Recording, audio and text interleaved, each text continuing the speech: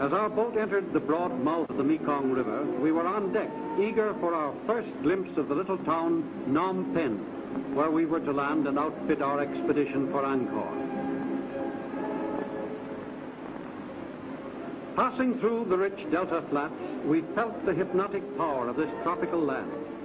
There was something menacing and magnetic in the blue-black jungle crouching on the river banks. The enthusiasm which had filled us since leaving France was offset for an instant by this unknown, mysterious country. Almost immediately, this feeling was relieved by the novel sights around us.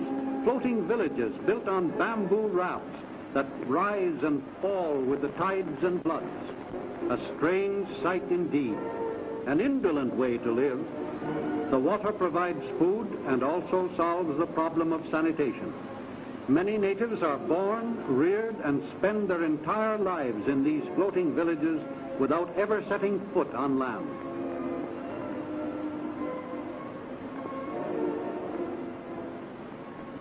Approaching the harbor of Phnom Penh, capital city of Cambodia, we saw crowds of natives in holiday attire gathered for the annual boat races, a picturesque and colorful scene. We were fortunate to arrive at such a momentous occasion.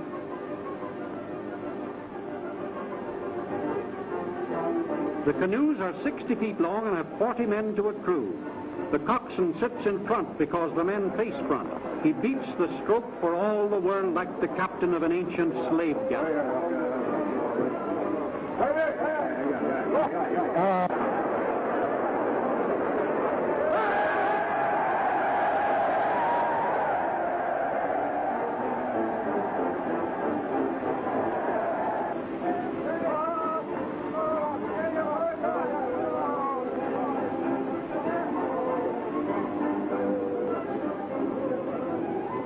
The boat with the flag was last year's champion and now wins again.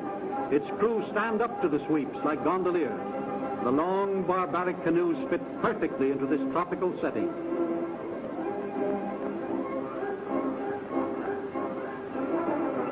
We hurried up the main street of Phnom Penh and seemed a curiosity to the children. Primitive ox carts and native cabs drawn by ponies were the only methods of transportation. Teeming markets displaying cooked food flanked the streets in a typically Oriental manner.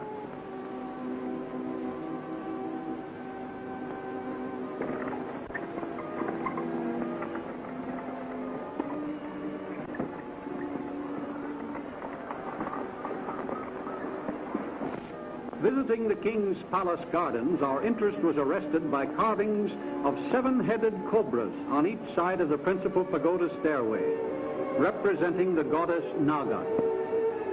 Legend has it that Naga herself was a cobra, and when each king took a new bride, Naga assumed the shape of a human virgin, displacing the bride, spending the wedding night with the king, and next morning reassuming her character of cobra. Being guests of the king, we were permitted to see the royal Cambodian dancers. We noticed on the left an outstanding figure wearing a monkey mask, representing the Prince of the Apes. The dance portrays princesses dancing for him, and all of the action centers around the figure wearing the monkey mask. The extraordinary motif astounded us. The unbelievable suggestion of apes wielding power over human beings was unheard of outside of this part of the world and dates back to ancient times.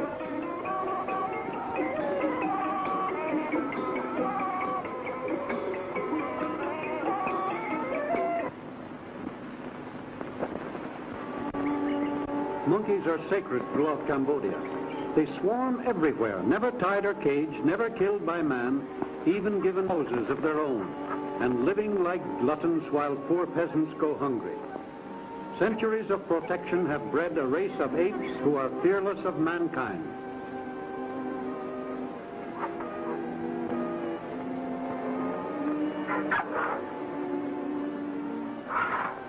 The royal elephants, used only on state occasions.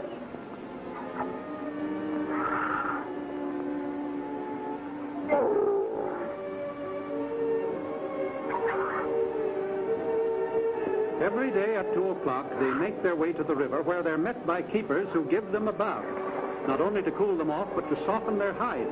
and keep their great hoof paths clean and pliable.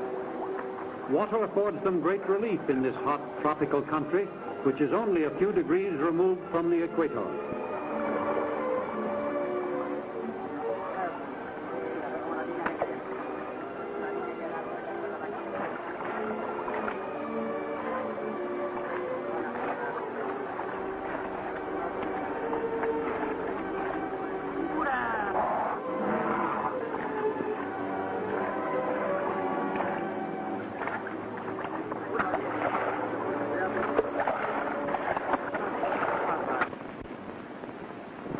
A few mornings later, in a steaming jungle fog, we loaded our supplies into ox carts and started for the boat landing.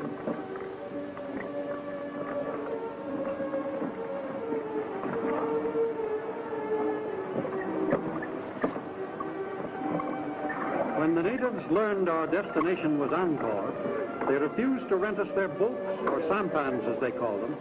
They said that white men who went to Angkor never came back, and they didn't want to lose their boats. They insisted the curse of the high gods had been on the jungles for centuries. This was our first intimation of the obstacles and hazards ahead of us. In the end, we were compelled to buy their boats outright, and with much difficulty and bribery, we finally succeeded in getting together enough men to handle them. As we pulled out into the stream, starting on our long journey, our headman's wife and baby were on the shore to bid him bon voyage. We noticed he had brought stowaway friends with him for whose services we hadn't bargained. Our number one boy was a likable chap, but strange and mysterious. They all are. Angkor is 300 miles inland, and at the time of our expedition, rivers were the only highways to Angkor. 1,000 years ago, this land was greater than Egypt at its prime. When William the Conqueror swooped down on England, Charlemagne fought the Gauls, Cambodia led the world in culture.